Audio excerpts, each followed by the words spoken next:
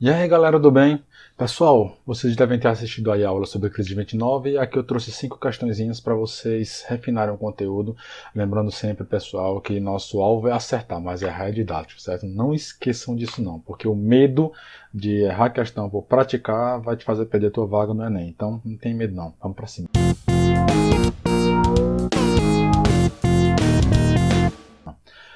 Galerinha, a primeira questão aí que vocês estão vendo do Enem 2014 diz: ao deflagrar-se a crise mundial de 29, a situação da economia cafeeira, opa, podemos estar falando de Brasil, né? Se apresentava como se segue: a produção, que se encontrava em altos níveis, teria que seguir crescendo, pois os produtores haviam continuado a expandir as suas plantações até aquele momento. Com efeito, a produção máxima seria alcançada em 33, ou seja, no ponto mais baixo da depressão, como reflexo das grandes plantações de 27 a 28. Entretanto, era totalmente impossível obter crédito no exterior para financiar a retenção de novos estoques, pois o mercado internacional de capitais se encontrava em profunda depressão e o crédito do governo desaparecera com a evaporação das reservas. Então, o texto está mostrando que a situação do Brasil era complicada. Ele não conseguia crédito, o mundo estava em depressão e a crise cafeira estava alarmada, né? Vem o enunciado aí, ó. Uma resposta do Estado brasileiro à conjuntura econômica mencionada. Veja bem que ele quer saber como é que o Brasil resolve essa questão toda que o texto aponta, certo? Ele não está necessariamente falando somente como é que ele resolve a questão da crise de 29. Lembre aqui que o presidente Getúlio Vargas também é uma questão que ela vai pedir a você conhecimentos, né, de outro conteúdo também, que era Vargas. Então, a letra A diz: com a atração de empresas estrangeiras. A mão de obra, capital, certo? Empresas estrangeiras sempre foram uma frequente no Brasil. Sempre. Elas, de alguma forma, sempre estiveram aqui. Praticamente o auge, por assim dizer, né, é o governo do JK, mas não foi isso não, porque essas empresas elas não viriam, primeiro que elas também estavam com problemas, o mundo estava em recessão, o mundo estava em crise, e não seria elas que viriam para o Brasil trazer seu capital que iria resolver essa conjuntura do Brasil, certo? Não foi isso aí não. Essas empresas também estavam com problemas durante o período. Investimento não era a regra da vez. Letra B, reformulação do sistema fundiário. O Brasil passou a modelar, a alterar sua forma de fazer fundos financeiros. Não. Certo? Letra C, incremento da mão de obra imigrantes. Não.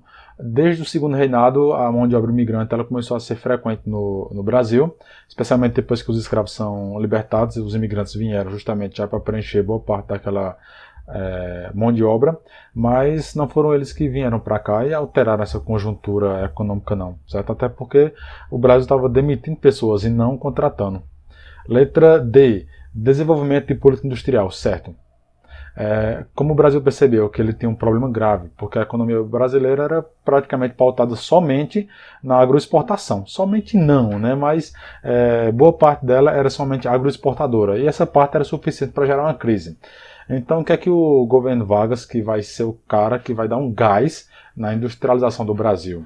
Certo? O que é que esse cara vai fazer? Ele vai dar uma variedade na economia. Ele vai deixar o Brasil menos dependente, certo, da agroexportação.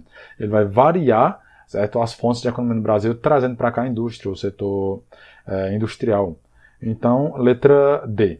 A letra E diz o financiamento de pequenos agricultores. Não, eles estavam falando e o Brasil estava complicado com relação a dinheiro, né? Letra D. Aí uma questão do Enem cancelado. A depressão econômica gerada pela crise de 29 teve no presidente Franklin Delano Roosevelt um dos seus vencedores. O New Deal foi o nome dado à série de projetos federais implantados nos Estados Unidos para recuperar o país a partir da intensificação da prática da intervenção e do planejamento estatal da economia, juntamente com outros programas de ajuda social. Isso é o New Deal prático, certo? O conceito do New Deal foi dado aí.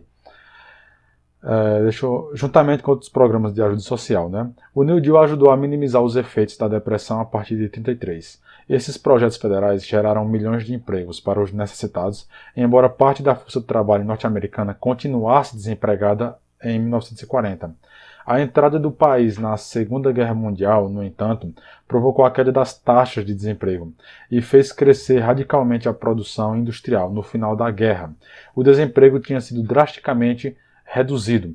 Então, assim, a guerra trouxe praticamente uma Coisa boa para os Estados Unidos, né? Ele aumentou a quantidade de empregos porque a demanda da produção industrial bélica exigiu isso. Mas perceba que o New Deal, desde 33, se eu não me engano, é quando ele é aplicado, até 40, ainda tem um desemprego muito alto. Então ele não soluciona, né? Ele tira força da crise, mas não soluciona ela por completo, não. Vamos lá. A partir do texto pode-se concluir. Então o texto quer dizer que a gente tem que se voltar para ele, né, para ter a resposta. Letra A diz: o fundamento da política de recuperação do país foi a ingerência do Estado em ampla escala na economia. É a letra A. Cara, possivelmente aí tu poderia perder essa questão por causa da palavra ingerência, porque eu perdi essa questão, certo? Tenho que dizer para vocês. Eu associo gerente a gerenciar uma pessoa que administra, uma pessoa que intervém, certo? Que está tomando conta de alguma coisa. E eu entendo que o Estado passou a tomar conta da economia. Mas ingerência não significa não gerenciar, significa intrometer-se, certo? Significa intervir no assunto. Então o Estado passou a intervir na economia. O aluno perderia pelo significado de uma questão, cara, de uma palavra. Já pensou isso? Mas de fato é a letra A, né? Para ser claro como ela seria, o fundamento do New Deal, né, a política de recuperação do país, foi a intromissão do Estado em ampla escala na economia. É a letra A. Por que não é a letra B, que possivelmente você poderia marcar aí, ó? A crise de 29 foi solucionada por Roosevelt, né? Ela não foi de todo solucionada, que criou medidas econômicas para diminuir a produção e o consumo. Na verdade, ele criou medidas econômicas para ver se ele conseguia aumentar, né? Os produtos estavam estocados, ele precisava aumentar o consumo, e para isso ele gerou emprego para a galera ter poder financeiro nas mãos e poder de consumo. Não é a letra B. Letra C: os programas de ajuda social implantados na administração de Roosevelt foram ineficazes no combate à crise econômica. Não, eles foram eficazes, né? Porque o cara estava desempregado e recebia algum auxílio do governo. Colocar dinheiro na mão dele para ele passar a consumir. Então, é o contrário disso aí. A letra C está errada. A letra D: o desenvolvimento da indústria bélica incentivou o intervencionismo de Roosevelt e gerou uma corrida armamentista. Houve sim, de fato, uma corrida armamentista no período entre guerras. Mais uma vez, certo? Antes de toda guerra sempre acontece uma, né? Mas o intervencionismo de Roosevelt não vem por causa dessa industrialização bélica. Não. Ele acontece justamente porque se fez necessário graças à superprodução. Então é uma das características que gera a crise, a superprodução, e não a industrialização bélica, certo? A letra E: a intervenção de Roosevelt coincidiu com o início da Segunda Guerra Mundial. Não. A Segunda Guerra Mundial ela vai iniciar assim, em 39, né? E o New Deal ele começa praticamente em 33, 32, 33 por aí. A VUNESP: na década de 20, anos de prosperidade, uma grave crise econômica conhecida como a Grande Depressão começou nos Estados Unidos e atingiu todos os países capitalistas. O economista norte-americano afirma, J.K. Galbraith, economista norte-americano, afirma que à medida que o tempo passava, tornava-se evidente que aquela prosperidade não duraria. Dentro dela estavam contidas as sementes de sua própria destruição, ou seja, estava havendo indícios, né, de que essa prosperidade ela ia chegar a um baque. Aí diz: a aparente prosperidade pode ser percebida nas seguintes características. Então, assim, o que é que caracteriza essa prosperidade ainda mais como aparente? Né? Vamos ver lá. As questões dizem: letra A, o aumento da produção automobilística, sim. A expansão do mercado de trabalho, também, né, gerou-se mais emprego. E a falta de investimento em tecnologia. Não houve falta de investimento, pelo contrário, certo? Se um país ele começar a enriquecer, ele passa a investir em economia ou em tecnologia, porque isso vai facilitar a produção econômica. Letra B, a destruição dos grandes estoques de mercadorias. Não houve destruição de grandes estoques de mercadorias assim, como se fosse em larga escala, certo? Não. O aumento dos preços agrícolas e o aumento dos salários também não é um aumento de salário em larga escala, certo? Não é. Já que está havendo muita procura, praticamente o salário não tende a crescer, né? Letra C, a cultura de massa com a venda de milhões de discos, as dívidas de guerra dos Estados Unidos e o aumento do número de empregos. Não havia aumento de dívida de guerra dos Estados Unidos, certo? Essa cultura de venda de discos praticamente não tem vínculo com o assunto, não. Letra D, a crise de superprodução, certo? A especulação desenfreada na Bolsa de Valores, de fato, começou a especular demais, né? E a queda da renda dos trabalhadores. Pronto, isso é um fator para mostrar que a crise era aparente. Enquanto se aumentava o consumo, os trabalhadores não estavam tendo sua renda aumentada e a desigualdade de distribuição ela era gigantesca. Então era um problema. Porque se está aumentando sempre o consumo, mas o povo não está ganhando mais, certo? Está havendo algum problema aí. Logo, logo haveria um choque de realidades, como houve, né? A crise de 29. É a letra D. A letra E diz: o aumento do mercado externo, o mito do American Way of Life e a intervenção do Estado na economia. A intervenção do Estado ela já vem, né, após a crise. Ela não vem como um sinal da crise, certo? De que ela é aparente. Não. De que a prosperidade é aparente. Pelo contrário, ela vem depois da crise. É a letra D a questão, né? A penúltima questão aí diz: a crise que atingiu a Bolsa de Nova York em 29 seguiu para demonstrar a crise do modelo liberal, aplicado na economia norte-americana. E para superá-la foi executado um programa que tinha como base, né, ou seja, qual é o conceito básico, qual é o fundamento do New Deal, do programa da época. Letra A não intervenção do Estado. Opa, sabemos que o New Deal, em todas as suas características, ele participou com a intervenção do Estado diretamente na economia e na sociedade, certo? Então, não é a letra A, não. Letra B, uma política de investimento maciço em obras públicas, que ficou conhecida como Aliança para o Progresso. Não, fica conhecida como New Deal. Letra C, um conjunto de medidas intervencionistas, que ficou conhecido como New Deal. Certo? É a letra C, básico aí. Certo? Letra D, a supressão de uma série de conquistas de classe trabalhadora. Não. Conseguiu-se alguns direitos, né? Como, por exemplo, a jornada padronizada de 40 horas, o salário mínimo, certo? Não houve supressão de direito trabalhista, não. A letra E, o rompimento dos acordos anteriormente firmados com o FMI. Na verdade, galera, os norte-americanos eles não romperam acordos, eles praticamente estenderam o prazo. Acordos com o FMI sempre são negociáveis, certo? Então, não é a letra E, não, eles não romperam esses acordos.